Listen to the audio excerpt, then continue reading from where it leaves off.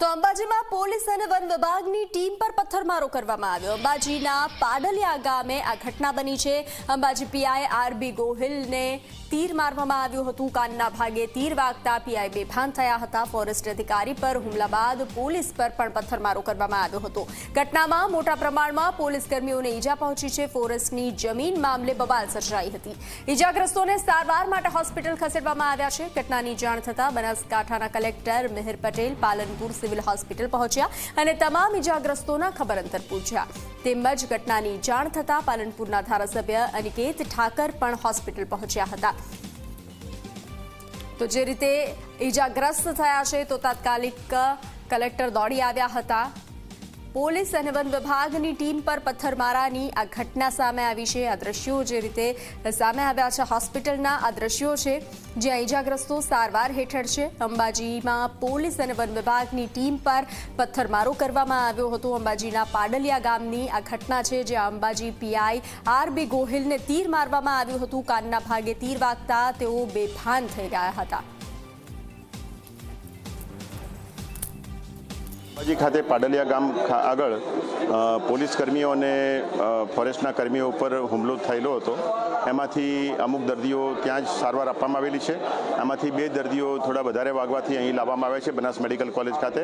અને અત્યારે અમારા જે ચેરમેન છે પીજે ચૌધરી સાહેબે અમને આ દર્દીઓ આવે અગાઉથી અમને જાણ કરી દીધી હોવાથી અમે અત્યારે અમારા દરેક ડિપાર્ટમેન્ટના ડૉક્ટર્સ હાજર છે અને આ 2 દર્દીઓને માથામાં વાગેલું છે જેનો સીટી સ્કેન કરતાં જાણવા મળ્યું છે કે સીટી સ્કેન નોર્મલ છે અને બંને દર્દીઓ ગંભીરતામાંથી ખતરાથી બહાર છે।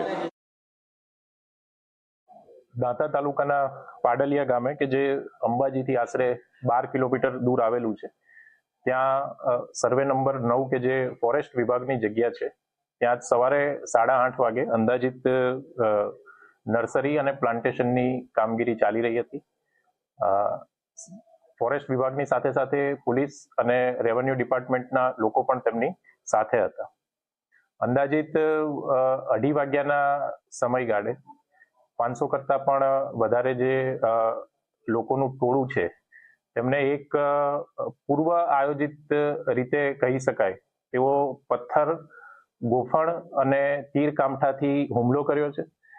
આ જે હુમલો થયો એમાં ફોરેસ્ટ વિભાગ, પોલીસ વિભાગ અને રેવન્યુ એડમિનિસ્ટ્રેશનના અંદાજિત 47 જેટલા અધિકારીઓ અને કર્મચારીઓને ઈજા થવા પામી છે।